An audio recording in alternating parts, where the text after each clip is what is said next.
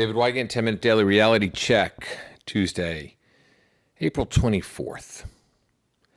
I just finished reading a really good article, New York Magazine Online, and it's about the internet. And what I read are things that I've really been feeling of late anyway. The article is entitled, "The Internet Apologized. Even those who designed our digital world are aghast at what they created. A breakdown of what went wrong from the architects who built it." The internet's destroyed all privacy. Don't kid yourself. For those of you who need an education right now, I'd like you to listen. When you go to YouTube and you get sucked in to one video after the next, and it seems to always refer videos that are based on that other video. They do that for a reason, to keep you there, to keep you engaged, to keep you addicted to it. They want you to watch videos throughout the night. One of the original founders of the iPhone has been publicly quoted as saying, "I really wish I did not create something this addictive." He goes on to say, because so many of people's lives have been ruined by the addiction to their phones. Facebook knows everything about you. It knows everything about you. For all of you that post on Facebook, go ahead. The more you post, the more Facebook knows, the more it can send ads your direction. The more it knows. The algorithms are smart, and it seems like it can suggest things based on, well, what you're thinking, because it already knows what you're thinking. Not only that, Facebook is so highly addicting. Think about the amount of hours per day that you waste on Facebook. People look at it in the morning when they wake up. They'll look at it before they go to bed. The internet is highly addicting, and it's taken away so much of our lives. Imagine what it's doing with all the kids. My daughter at 7 can easily get on a website. She can go to YouTube. She can put something in the search engine, and 300 cat videos suck her in. I don't allow her to do that, but she's shown me a few videos. She already calls it the Google and knows how to search for it. Granted, there's a lot of great things to learn on the internet, but in reality, the internet is all about mind control. The more time you spend, the more time it controls your mind. And if you think I'm just crazy and part of a generation that doesn't want to accept technology, you're 100% wrong. I've made my money thanks to the internet. I've made a great living thanks to being able to put information on the internet. I've been able to connect with people thanks to the internet. So I'm not trashing the internet for all bad. But the internet is addicting and taking away romantic relationships because the internet promises you multiple matches. Go ahead, get on an app. Start swiping away and you'll find many pictures, many hopeful people that you can connect with. So you never can fully pay attention to any of the ones that you even were connecting with in the first place. How many times you go to a restaurant, you see couples sitting there, both of them staring at their phones, not communicating, not speaking, and not doing a thing together? How many times do you see groups of people out at night, staring at their phones, swiping and looking at other things and sharing photos with one another? How many times do you see people out for dinner and they're taking fucking pictures of food and posting it on an Instagram account? And why? Because the internet has shown us that if you post things, there's a chance you can become internet famous. And if you can become internet famous, there's a chance you can monetize things. And if you can monetize things, then all of a sudden you can maybe become one of those super rich people that seem to be monetizing things for flicking boogers at other people. Yeah, there's somebody who's made a lot of money doing that. Maybe you could be a practical joke person. You can get 3 million views. Maybe you can make fun of people. Maybe you can write something really obnoxious and disgusting and get a lot of shares. And then that way, that behavior is rewarded rewarded, so then you can turn into a internet troll overnight, and you continue to abuse people nonstop because it's rewarding you. Because controversy sells, because it sucks us in.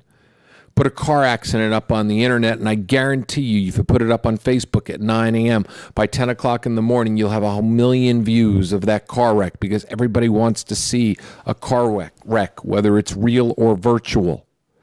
Post something negative and watch what happens. It gets spiraled out. Sure, there's a lot of positive little memes and positive things on Facebook, but to be honest with you, most of the negative stuff sucks us into the vortex of the internet.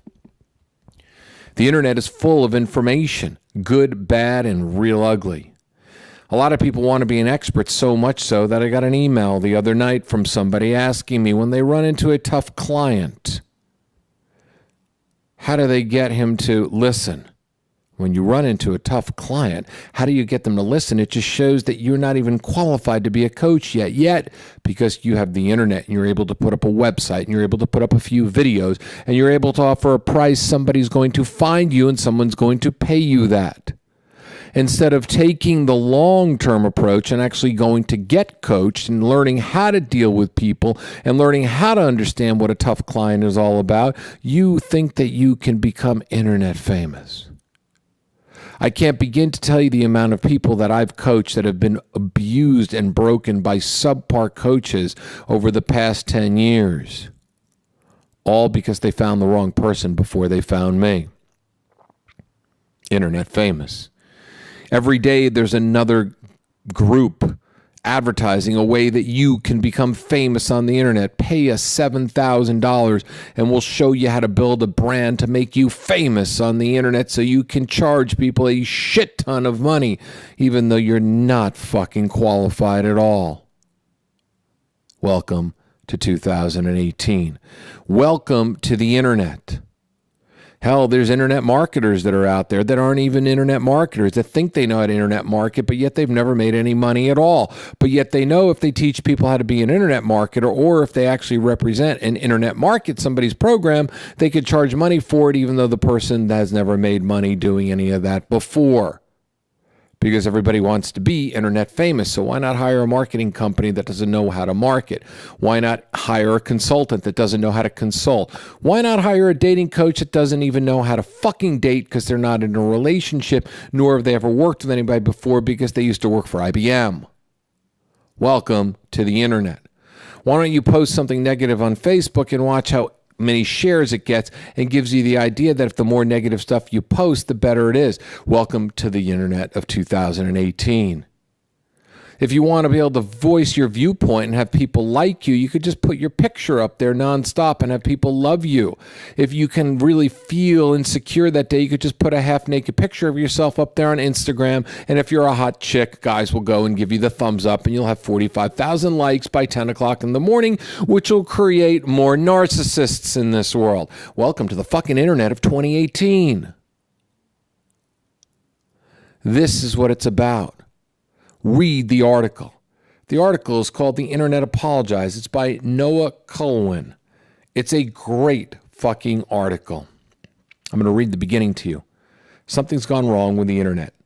Even Mark Zuckerberg knows it. Testifying before Congress, the Facebook CEO ticked off a list of everything his platform is screwed up, from fake news and far meddling in the 2016 election to hate speech and data privacy. He says we didn't take a broad enough view of our responsibility, he confessed. Then he added the words that everyone was waiting for. I'm sorry. I'm sorry, too. I'm sorry that all of you get sucked into the endless online shopping. Isn't it fun to get the brown box from Amazon? Amazon Prime the other day reached 100 million users. That's right, 100 million people pay $12 and change a month to be able to have their stuff delivered in 30 seconds flat. So then you can go buy more stuff and more stuff and more stuff. Look around your fucking house. Do you have enough stuff? And how much more stuff are you going to buy? You want to shop? Well, shopping used to be going to stores. Now you can shop around the clock, 24/7. You go to any site and there's going to be a sale any given day of the week. There is a sale for something. And you need to get this sale now because this is the once a year sale. This is the twice a year sale. This is the once a month sale. This is the tax sale. This is the Mother's Day sale. This is the Father's Day sale. This is the Christmas Eve sale. This is a sale that's only a sale that if you do before midnight, you've only got 3 hours and 21 minutes. Don't you love the clock tick down? How about video sales letters where you have a cartoon character tell you what a loser you are? Welcome to the internet, where you're constantly being sold, marketed, your opinions matter, well, sort of matter, and you can actually become one of the biggest narcissists of the world. This is the internet. Micro-targeting and all those fun things. The internet had great intentions. The internet still has great stuff. Hell, you can hear this podcast on the internet. But the internet has also taken over our life. Today, I challenge you to write down how many hours you spend on the internet, how many times you log into Facebook, how many times you hit the refresh button, how many times you stare at your phone instead of staring at another human being. I dare you to write it down because the number is going to be something ghastly. I guarantee it. For the record, these are the websites that I go to. NFL.com and ESPN.com. Occasionally I'll go to Craigslist to find something to buy. Once in a while I'll cruise eBay. And that's about it.